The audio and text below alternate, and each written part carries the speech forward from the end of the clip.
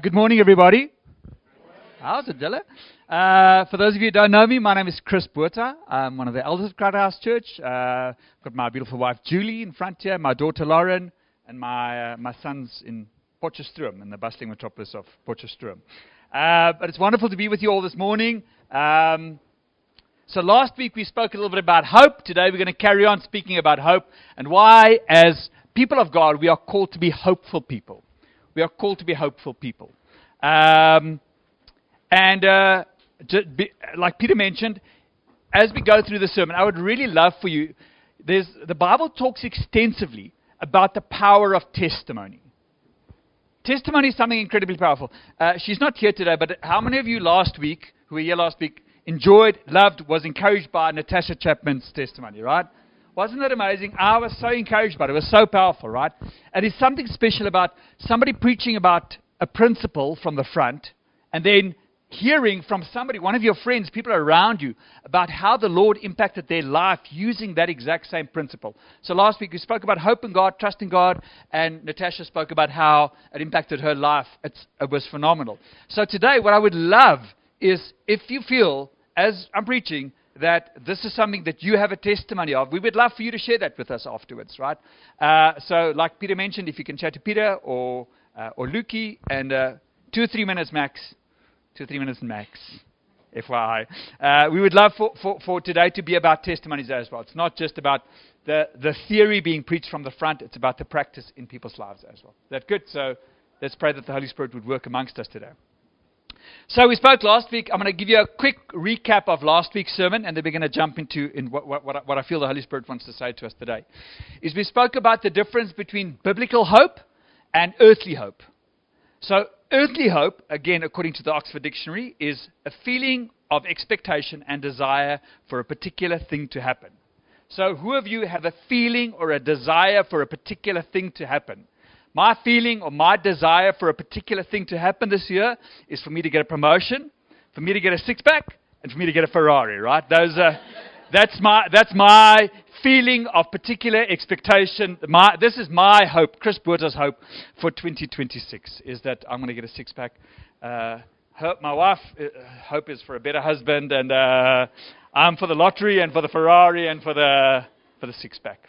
But that's not actually, so that I would argue, earthly hope is closer akin to a wish. That's what I wish for. I wish for a Ferrari. I wish for a promotion. I wish for a six-pack. But it's not actual hope. So what's biblical hope? So if we go look at the definition of biblical hope, and I'm going to read it nice and slowly, because I want you to settle this. And we spoke about it last week, but I think it's important to really let this wash over you.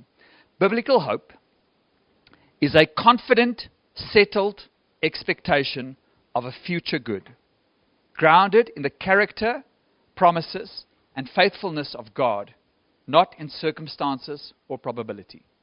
I'm going to say that again. So biblical hope is a confident, settled expectation of a future good, grounded in the character, promises, and faithfulness of God, not in circumstances or probability. Then we spoke about God.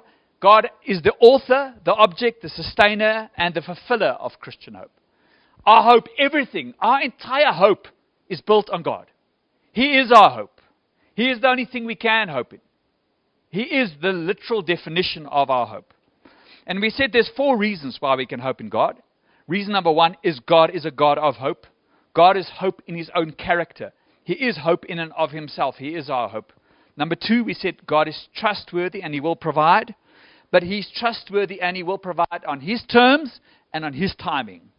So we spoke about Abraham. Remember Abraham? He was told he was going to have descendants as many as the sands of the sea, and he was going to have a land, and all of these promises were made to him, and he had hope in that. But he had to wait 25 years for his hope to come to fruition. And in between that, he went through some adventures. Joseph was given a hope that one day his brothers would bow down before him. And God exceeded that hope exceedingly, right? Far bigger. But Joseph had to go through being beaten up, thrown into a pit, and sold into slavery. David was promised the hope of being the king of Israel while being a shepherd boy, anointed by Samuel, and off you go back into the field to be a shepherd boy again. But one day you'll be king. You can have a hope in that. The Messiah was promised for 1,000 years. And I'm sure for very many of you, you have a hope, a biblical settled expectation of something that maybe it has not come to fruition yet, but we should not lose hope. That is what the Bible teaches, is we should keep hoping. And that God is almighty and outside of time. Remember, everybody, favorite verse in the Bible, Romans 8:28, right? All things work together for good for those who love God and called according to His purposes, right? God can use all of our circumstances. God can use our mess up, our circumstances, our mistakes, the tough things that happen in our life. God can use that for His glory and for our good. And then lastly, that God loves us. Might be such an obvious thing, but do you know that God loves you? Once we understand and appreciate that we are the beloved of God, all of a sudden hope becomes a little bit easier. So I really hope that last week's message encouraged you. I know the message encouraged me. And that we walk away knowing that we can hope, we must hope, and we should hope. But today I want to start unpacking something slightly differently. How hope in Jesus Christ should change our lives. Why and how our lives should be different from those around us because of the hope that we have in us. So we're going to unpack what the Bible teaches about hope. I think it's incredibly important. Very often we see in the charismatic churches, especially the prosperity gospel, we get taught that you can hope for certain things. And those things are not biblical. So we need to go and read the Bible. What does the Bible teach us about hope? What can we hope in? What can we hope for? So can we hope for abundant wealth? Can we? Can you? But is it a settled biblical expectation that you are going to be wealthy? So we can pray for things, but there's a fine line between what we can pray for and what we can truly hope in. Can we hope for health? So we can hope for health and we can pray for health. But there's a fine line between having a settled expectation for health and actually hoping in something. So there is praying for something and hoping in something. Can we hope for a Ferrari? Yes, we can pray for it. But I think it's dangerous to place your hope in that, is to say that that's something I hope in. And again, that's the subtle difference. I'm trying to point out the subtle difference between worldly hope and heavenly hope. Our heavenly hope is in actually something far bigger than that. So I want to just quickly point out a few things. And this, by the way, is by no means a comprehensive list of things that we can hope for, but that the Bible says we can hope for. You know what the Bible also says? You can be sure that you are going to get into trouble.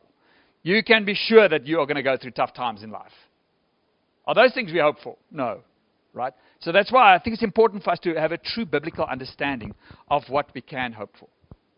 So the first thing we can hope for, and you can turn with me in your Bibles to Hebrews chapter 13, verse 5, is that He will never leave you and He will never forsake you. That is something you can hope in. God will never leave you and He will never forsake you. Hebrews chapter 13, verse 5. I love how the writer of Hebrews, we don't know who wrote Hebrews, starts off with this line that ties to hope. Keep your life free from the love of money and be content with what you have. That in itself could be a sermon for somebody today. Keep your life free from the love of money and be content with what you have. For He has said, I will never leave you nor forsake you. So now, the writer of Hebrews, by the way, is quoting Old Testament here.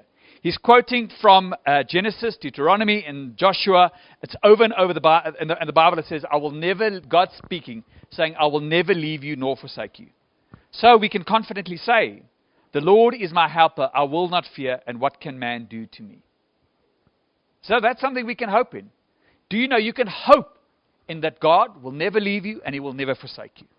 Now for me, when we start talking about what do we place our hope in, hoping for a Ferrari, hoping for a six-pack, hoping for a promotion at my job, that, like, the moment you get a Ferrari, that thing's going to get scratched.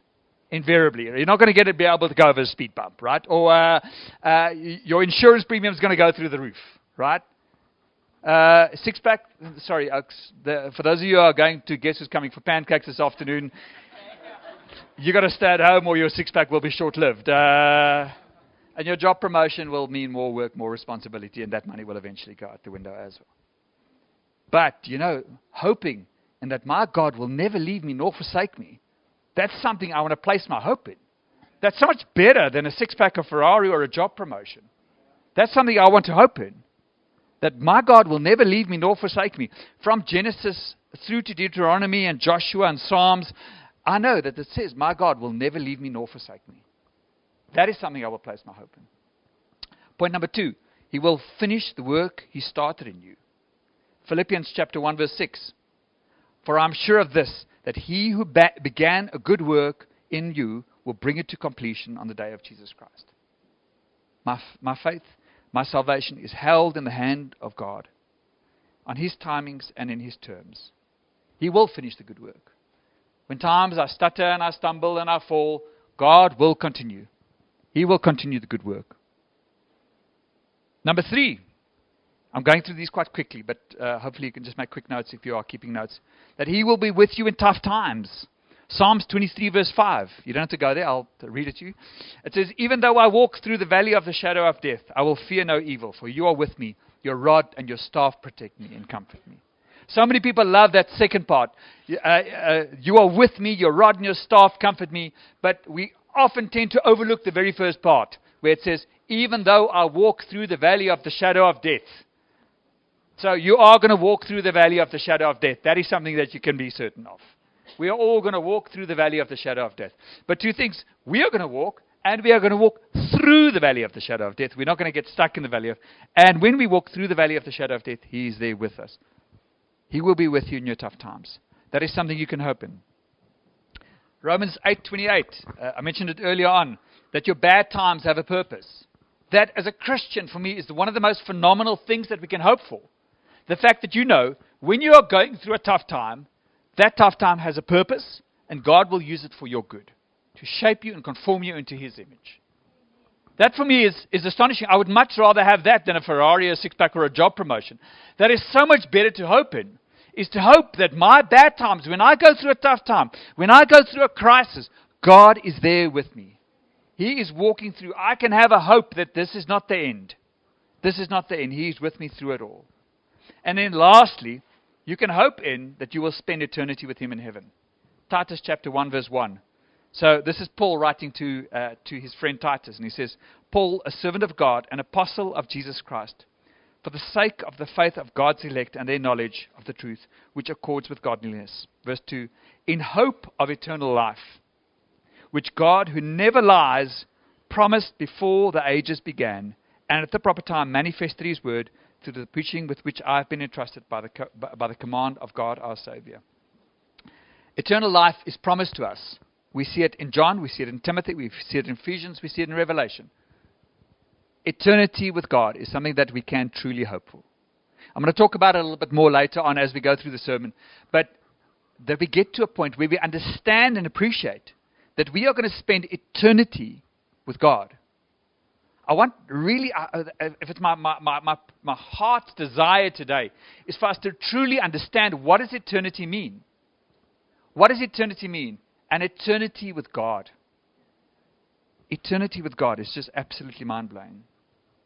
So those are things we can truly hope for, that I think far supersede Ferraris, six-packs, and job promotions. So if that's what we can hope for, how should our lives change? How should our lives change? I think firstly, our lives should be lives lived expectantly.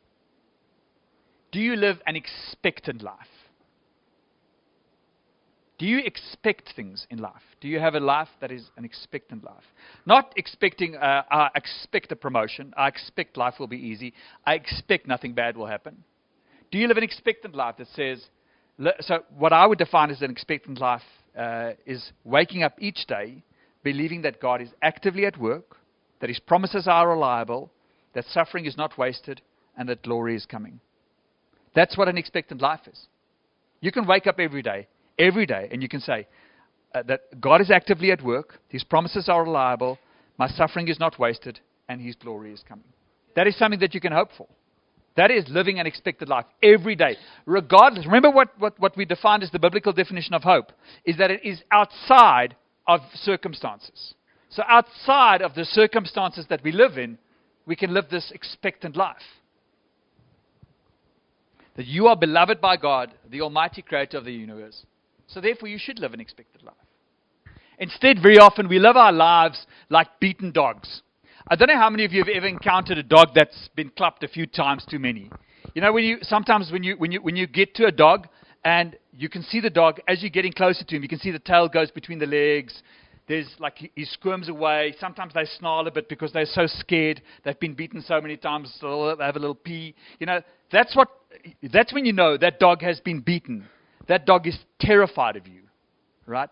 And how often don't we live our lives like that? We live our lives like beaten dogs. We try and come into the presence of God. We come into the presence of God, but we come in so scared with our tail between our legs, snarling a little bit and fearful. That is not an expectant life. What you are expecting is a beating, right? So often, that is our definition of living a hopeful life, is living a life like a beaten dog. But that is not the life that God called us to. Do you live a life where you wake up every morning expectant, hope for salvation, hope for healing, hope for deliverance from sin? Those are things we can hope in. Do we live like that? Do we wake up in the morning thinking today's going to be a great day? Today's not going to be a great day because I've got a great job. Today's not going to be a great day because I'm a nice guy. Today's going to be a great day because I serve a great God. I serve an almighty God and an almighty Father who is trustworthy, who loves me, who's outside of time, who will make all things work together for good. That is why today's going to be a great day. God is still on his throne, regardless of the circumstances you're going through. Are you living an expectant life? I want to tell you, turn with me in the Bibles to 1 Peter chapter 3. So 1 Peter chapter 3, and I think always, for me, I love history. I grew up, I did history all the way till matric, and it's something that's incredibly passionate, like something I've got a big passion for. And I think very often with context, it's important to understand the context of a letter. So we're going to read 1 Peter chapter 3 now. Just a little bit of context to 1 Peter chapter 3, right? So the book of 1 Peter was written by Peter. The Apostle Peter, the disciple, the main canaan of all the disciples, right? Peter, the first disciple, right? Peter writes this letter to the church in Asia Minor. So whenever you read Asia Minor is actually, it's not Asia, it's northern Turkey-ish, right? That's the area that it's written to. It's the area of more or less Galatia and Cappadocia and Bithynia. That area that this letter was written to. So often what happens with the church, God will often use tough times and crises to scatter the church, but on purpose, because that's how the gospel spreads. So we see in the book of Acts, in Acts chapter 8, we see the Jews persecuting the Christians in Jerusalem. So what do? They scatter. Where do they go? They go to Samaria and the rest of the world. And so the gospel spreads, because now Christians who were all very comfortable in their little Jerusalem huddle were now all scattered all over the world. And so the gospel spreads. In the same way, remember last week we spoke about Rome. We spoke about Nero. Nero who made Roman candles. Human beings that he tarred and set on fire in his garden, right? So Nero was a bit of a pyromaniac by the sounds of things. So Nero burnt Rome nearly to the ground. He blamed all the Christians for it, and that's what started the persecution of the Christians. That's why the Roman candles, that's why the Colosseum. So again, what do the Christians in Rome do? They scatter. So they go to Asia Minor. So this letter over here in 1 Peter chapter 3, the context of that is these Christians who were scattered from Jerusalem and the Christians who were scattered from Rome, they came together in various different cities and started spreading the gospel there and starting churches there. So that's the context to 1 Peter chapter 3 that we're going to read now. Just going back to living expectant lives. Listen, so these oaks have been beaten, they've been persecuted, they've probably left their families, they've run away to different countries. And listen to how Peter addresses them. Verse 13, he says, "Now who is there to harm you if you are zealous for what is good?" If I were the recipient of that letter and I'd say, I can tell you who is there to harm me. There is a very long queue of people who are here to harm me, right? And I've got a little bit of a history on that, right? But he says, who is there to harm you if you are zealous for doing good? But even if you should suffer for righteousness' sake, you will be blessed. That for me is great comfort. Even if you were to suffer, you will be blessed. And then he says, have no fear of them, nor be troubled. And then verse 15, but in your hearts honor Christ the Lord as holy, always being prepared to make a defense to anyone who asks you for a reason for the hope that is in you. who ask you for a reason for the hope that is in you.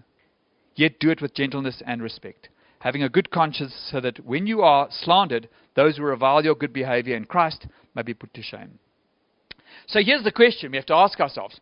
Now imagine you are in Bithynia, right? The bustling metropolis of Bithynia, where you have people from Jerusalem, you've got people from Rome, all of these Christians scattered.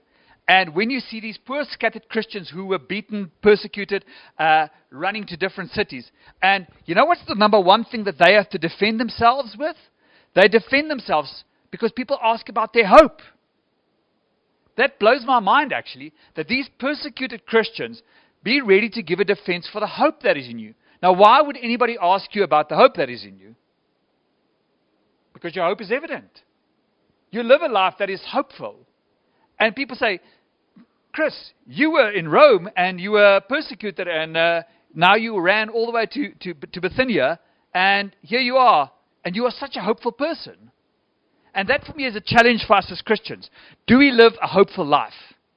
If somebody were to describe you, if your friends, work colleagues, people around you describe Julie to me, do you think would one of the words that come to mind be hope? Do we live a life that is a hopeful life? Because that's what these Christians were asked to give a defense for. They could give their hope. They could say, you know why I've got hope? You know why I've got hope? Even though I'm here in Bithynia being persecuted, right? You know why I have it? Because my God is God Almighty. My God loves me. I'm going to spend eternity with Him. He has saved my soul. You know, that is a life that we should be living. An expectant life. A life of hope that demonstrates hope to others. That is how our lives should be lived. And number two, when you live a hopeful life, death and suffering has no hold on you. Death and suffering has no hold on you. When you live a life of hope, death and suffering has no hope on you. We just read in 1 Peter about the saints who, despite death and suffering, were living lives of hope. Let's read what Paul says. So that's what Peter says. Paul, 2 Corinthians chapter 11. So Paul's writing to the Corinthians, and in 2 Corinthians chapter 11, verse 24 and 25, Paul tells the Corinthians, he gives them a little bit of a resume of his suffering.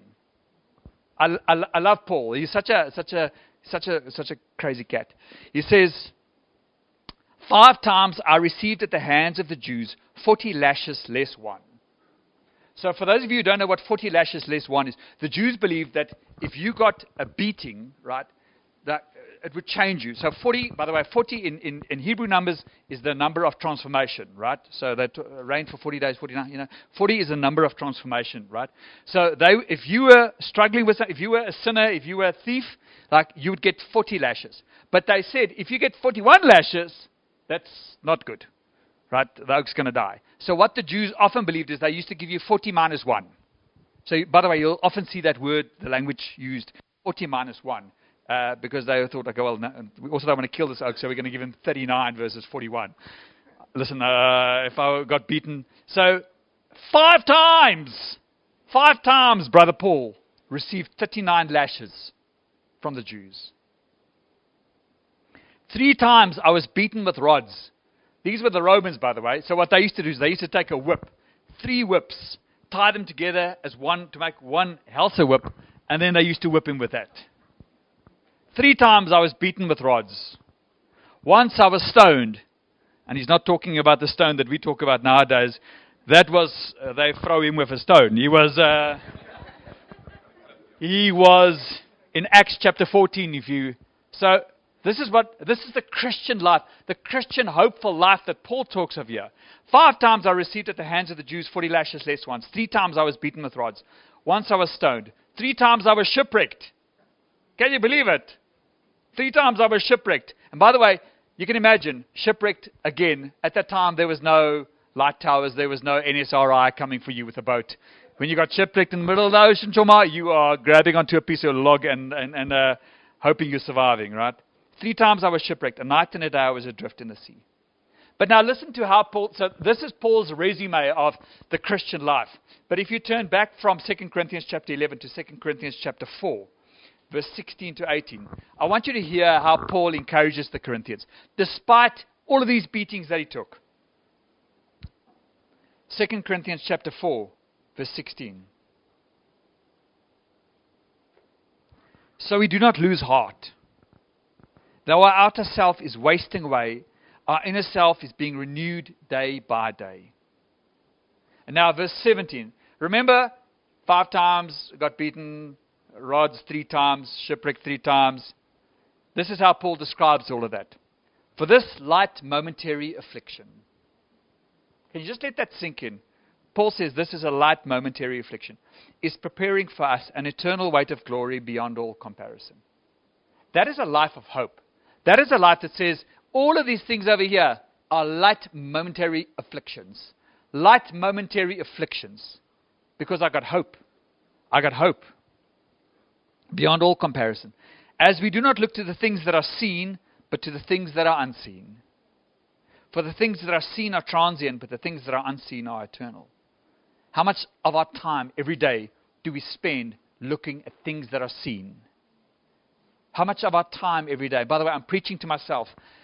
Of my time, Chris Buerta, how much of your time, Chris Buerta, every day do you look at circumstances around you? You look at crises at work. You look at what circumstances with your family. You look at the immediate circumstances of your life. What Paul's saying is, look to the unseen. As we look not to the things that are seen, but to the things that are unseen. For the things that are seen are transient, but the things that are unseen are eternal. So looking at the things that are unseen, that is the definition of looking at hope. That is hope. You're looking at something that you cannot see, but you trust. You trust. You trust. Peter and Paul were known as hopeful men. By the way, Peter and Paul were both very hopeful men, but they were both hopeful men who lived incredibly brutal lives, who both got murdered. They both, in the end, they got beaten. They led a very, very, very tough life. But they led hopeful lives, despite their tough circumstances.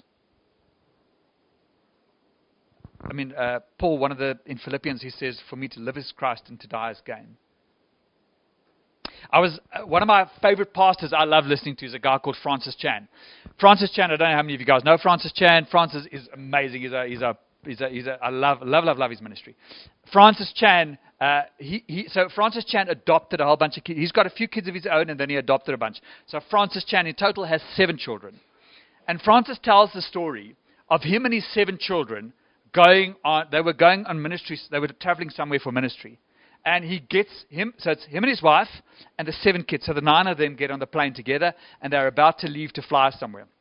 Now his kids, all 7 of them are on fire for the Lord, beautiful Christian kids. And one of the kids pipes up nice and loud and he said, Dad, imagine this plane crashes today and we are all in heaven together. And the other 6 kids are like, yes, we'd all be in heaven together. That'd be so cool. Yes, praise Jesus, we're going to be with Jesus. Right? Imagine the other passengers on the plane, right? But that's a hope for life. That's a hope for life. For how many of us, if I said to you today, the plane's going to crash, we're going to be with Jesus, would you go, woo? Listen, I can think of other ways to go. For me personally, plane crash would be the worst. But I love the fact that these young kids have this heart of hope.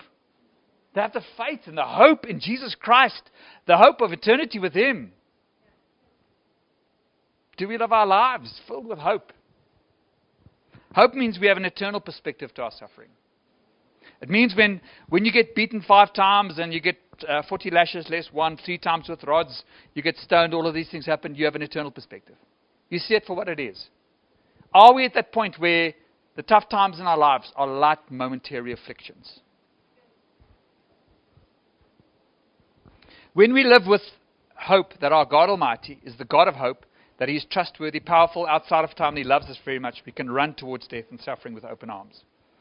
Andrew Selly, who a lot of you will know, Andrew Selly is so Crowded House is part of a group of churches called 412. Andrew Selly heads up 412, so he's an apostolic grace over us as a church. And Andrew Selly, I heard him say once that, so his daughter's name is Enya. Enya's the same age as my oldest son. So she's 18, 19 now. And I heard Andrew Selley preach once, and he said that when his daughter was young, he prayed to God that if she was going to depart from the faith as an adult, that God would take her now as a child. And I often think about myself, do I have that hope? Like, I mean, my kids are my life. And would I pray that prayer to God, that God, I know I have a hope and a faith in you that I will spend eternity with them, but I would rather you take them now as children than let them depart from you when they are adults and then not see them in heaven. Do we have that hope? Do we have that hope? I don't. I don't. Death and suffering has too much of a hold on me still. But should we have that? Yes. Can we have that? Absolutely. That death and suffering will not have a hold on me. I often think of Sean and Nats. I think Sean's with the kids. I don't know whether Nats is here. And going through what they went through, Sean and Nats lost 2 kids. And I think that must be a life lived with hope, right? A life lived with hope. You're going to see your 2 kids again. Your 2 kids are waiting for you in heaven. You're going to spend eternity with your 2 kids in heaven. This light momentary affliction called life. When death comes, and death will come, we will grieve differently as well. So point number 3. When you live a life of hope, you grieve differently. Because death is not the end. Turn with me in your Bibles to 1 Thessalonians. 1 Thessalonians chapter 4. So again, the context to the Thessalonians. For those of you who don't know, we did a whole series on Thessalonians last year. Beautiful series. Loved that 1 Thessalonians. And in chapter 4, what happens in chapter 4, the Thessalonians get saved, right? Now they're saved. Now they believe in the imminent coming of Jesus. They believed imminently Jesus was coming soon, right? So to this day, we all believe Jesus is coming soon. Thessalonians 2,000 years also believed that Jesus was coming soon, right? But they were worried. They were worried about their family that had died before them, that these oaks were not going to make it to heaven. Christians who died, but because they died before Jesus came, they're not going to make it to heaven. So Paul, speaking to the Thessalonians, he says in verse 13, "But we do not want you to be uninformed, brothers, about those who are asleep." By the way, in the Bible, very often when it talks about asleep, often it refers to people who have died. So in this case, it definitely does refer to people who have died. "But we don't want you to be uninformed, brothers, about those who are asleep, that you may not grieve as others do, who have no hope." May we not grieve like others do who have no hope. "For since we believe that Jesus died and rose again, even so, though through Jesus, God will bring with him those who have fallen asleep." If you're a Christian in Christ, dying is graduating. Death will come, but a Christian funeral can be a homecoming party. It's a homecoming party. There's a beautiful story of an evangelist called Dwight L. Moody. He was a 19th century evangelist, and Dwight Moody died in 1899. So near the end of 1899, he became very ill, and his family gathered around his deathbed, and as he drifted in and out of consciousness, at one point he suddenly opened his eyes and began speaking as if he was seeing something beyond the room. And he said, "Earth recedes and heaven opens before me." One of his daughters thought he was dreaming and said to him, "No, Father, you're dreaming." And Moody replied, he said, "No, this is no dream. It's beautiful. If this is death, it's sweet. God is calling me." And then he said something remarkable. He turned to his family and he said, "This is my triumph. This is my coronation day. This is my day, coronation day." Is that us? Do we live a hopeful life that the day we die is the day we graduate? The day we graduate to eternity with God. He wasn't speaking like a man losing everything. He spoke like somebody arriving somewhere. Shortly after that, he died peacefully. For Moody, death was not closing the story. It was the moment he stepped into Christ's presence. So when you live a life filled with hope, you grieve differently. Death and suffering has no hold on you. So when you live a life filled with hope, you can live an expectant life, a life where death and suffering has no hold on you, and where we grieve differently. And point number 4, you can be obedient even when it costs. For so many people, actually, if you really go look at why people sin in their lives, very often, if you go dig a bit deeper, you find out that it is actually because they have no hope. They have no hope in the future. They think, I have one life to live.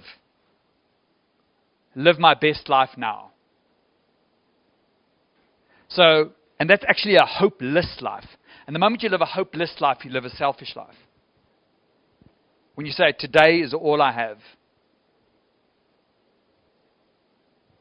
Hope frees you to make costly, faithful decisions here on earth. Think about it. If you were to, let's say, for example, you don't want to give. Giving is a difficult thing for you.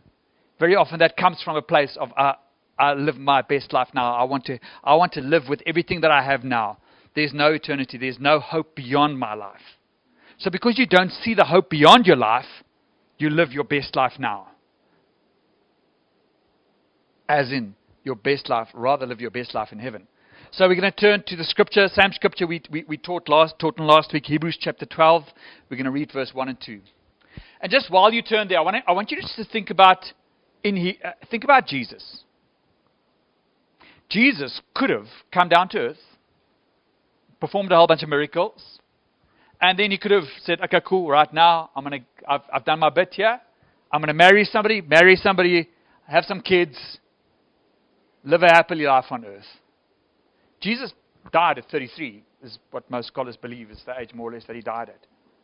But that's not what Jesus did. Jesus didn't say, I'm going to live my best life here on earth. My best life here on earth, I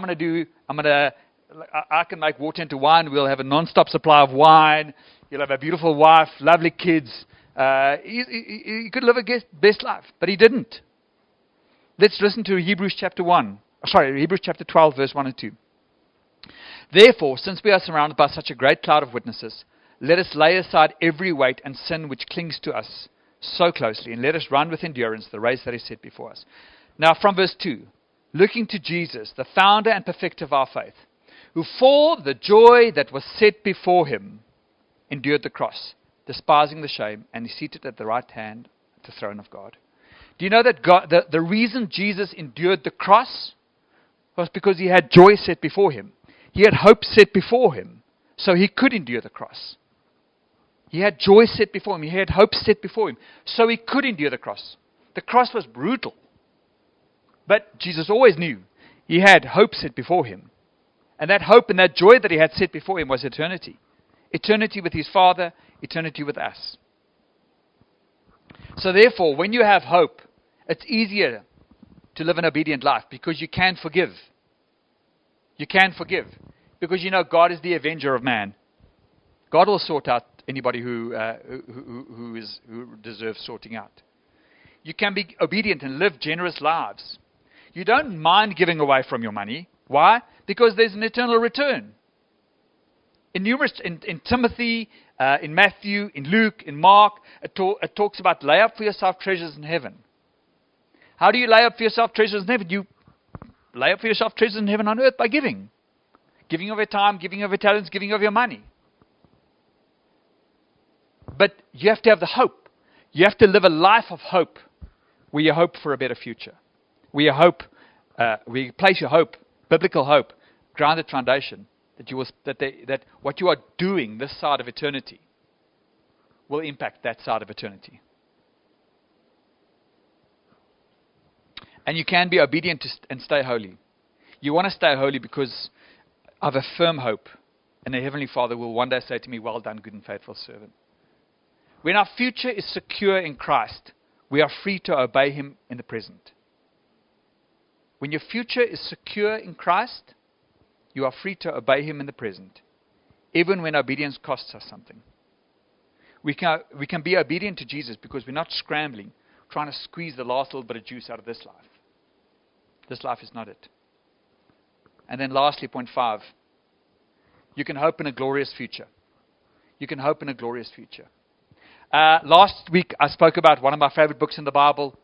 It's the book of Revelation. So turn with me in your Bibles to the book of Revelation. Revelation 21. For those of you, a lot of people are quite scared of reading Revelation. I think Revelation, for me personally, by the way, Revelation, I think it's chapter 1, verse 2. It says, blessing. There's a blessing on those who read this book. So go ahead and read Revelation, because you will be blessed by it. And Revelation, for me, in as much as there's all these scary things about beasts and dragons and all of the language around the end times, you have to always remember the chapter 21 and 22. Chapter 21 and 22 tells us a bit about our future. Now, here's the thing that I want you to understand about Revelation. And as we go through chapter 21 and 22, as everybody listening, everybody awake, right? Here's the thing. This is not a story about someone else. This is a story about you. Okay, everybody got that? I'm going to explain it to you now as we go through the verse, right? Revelation 21, verse 1 to 7. Then I saw a new heaven and a new earth, for the first heaven and the first earth had passed away, and the sea was no more. And I saw the holy city, New Jerusalem, coming down out of heaven from God, prepared as a bride adorned before her husband. Do you know that you're going to see that? I'm not joking. This isn't a movie. This is going to happen. You're going to see the New Jerusalem come down. And I heard a loud voice from the throne saying, "Behold, the dwelling place of God is with man. He will dwell with them, and they will be his people, and God himself will be with them as their God. He will wipe away every tear from their eyes, and death shall be no more. Neither shall there be any mourning, crying, or pain anymore. The former things have passed away." Amen. Do you know that that's for you? You are going to spend eternity with God. God is going to be your Father. He's going to wipe away your tears. God himself is going to wipe away your tears. It's not for somebody else. It's not a story about John. It's a story about Rob, and a story about Adrian, and a story about John Paulo, and a story about Julie, and a story about Luke. It's a story about all of us. That's what Revelation is about. It should fill us with immense hope. Verse 5, and he who is seated on the throne said, "Behold, I am making all things new." Thank you, Jesus. Also he said, "Write this down, for these words are trustworthy and true." And he said to me, "It is done. I am the Alpha and the Omega, the beginning and the end.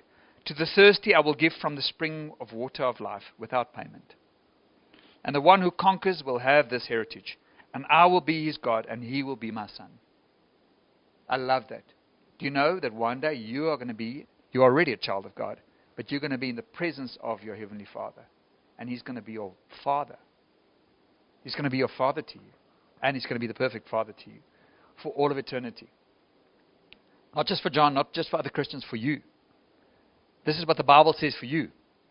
This is what eternity is going to look like for you. And then turn over to Revelation chapter 22. Revelation chapter 22 from verse 1 to 5. And then the angel showed me the river of water of life, bright as crystal, flowing from the throne of God and to the Lamb through the middle of the street of the city. So by the way, just so you all know, that's the city we're all going to be living in. Say it with me. That's the city we're all going to be living in. We're all going to be living there, right? And there's going to be this river that's going to run through the street.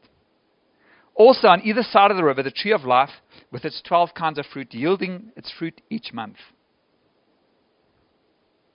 I want you to just like in your mind imagine this. We're in the city. We're in heaven, right? There's this river running through the middle of heaven with trees on each side delivering fruit. So Jason Donlon, you know what's going to happen? One day we're going to get to heaven, and you and I are going to stand there by the tree, right? And you're going to say, "Chris, remember that one time you preached about that?"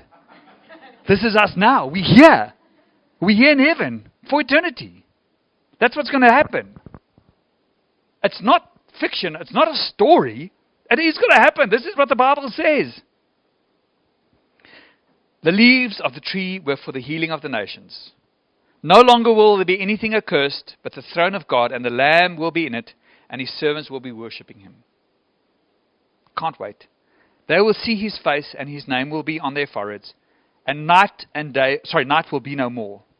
They will need no light, nor lamp, or sun, for the Lord God will be their light, and they will reign forever and ever. That should fill you with immense hope. Immense hope of eternity spent with God. Revelation shows that we will be in the presence of God eternally. We will be new creations. We will be free from sickness, sin, and sorrow. We will live in perfect unity with Jesus.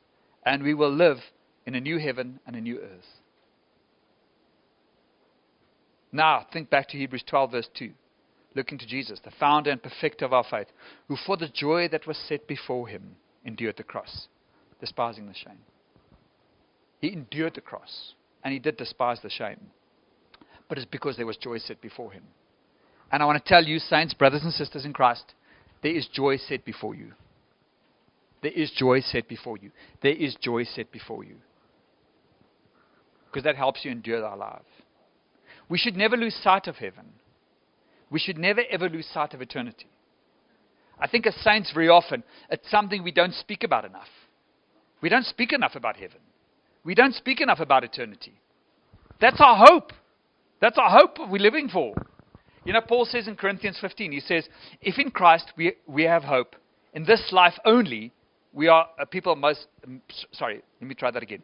If in Christ we have hope, in this life only, we are of all people to be most pitied. If all we're living for is this life, if all you're living for is retirement, if all you're living for is, want to make it over the finish line one day, right? We are of all people to be most pitied. We should be living a life with a hope and an expectation, a settled expectation of spending eternity with our Heavenly Father. Let's fix our eyes on heaven. Let's fix our eyes on the hope of eternity. That is real hope. That is real hope. Hope in a Ferrari, a six-pack, and a job promotion is not hope. A hope fixed on Jesus Christ, eternity with Him in heaven, is beautiful and above all of that. Let's conclude. As Christians, we should be marked by hopeful lives. Our hope is not anchored in ourselves. We do not hope in our own abilities. We do not hope in our own strength. Our hope is anchored in our Almighty God and Father. He has over the millennia proven Himself faithful. In my life, He has proven Himself faithful over and over. My hope is anchored in Him because He is hope in and of Himself. He is the author, the object, the sustainer, and the fulfiller of hope. He is trustworthy to accomplish all He promised, on His terms and on His timings. He's outside of time and all-powerful, and therefore will ensure that all things will work together for my good, as He forms me to be more like Him. He loves me with a never-ending love, and will hold my salvation safely. Mine is an inheritance that is imperishable, undefiled, and unfading, kept in heaven for me by God's power. That fills me with great hope. I know His thoughts toward me are for good and not evil, for a future and a hope. I know His thoughts are more than the sands of the seas. I know He knitted me together in my mother's womb, and I know He knows every hair on my head. I know He will never leave me nor forsake me. He will finish the good work that He started in me. He will be with me in tough times, and bad times have a purpose. I will spend eternity with Him in heaven. Because I live a hopeful life, I live expectantly. I don't fear death. I don't grieve like others, unbelievers grieve, and I can be obedient, especially when it comes at a cost. And I live a hopeful life, anticipating a glorious reunification with my Heavenly Father, where there will be no pain and sorrow, where His judgment and righteousness will prevail, where I will spend all of eternity marveling at His wonder. Lord, may You fill us with a new hope, a hope anchored in You. May we know that Your thoughts and plans are for us. May we walk in obedience to You, knowing You are right there alongside us in everything we do. Amen.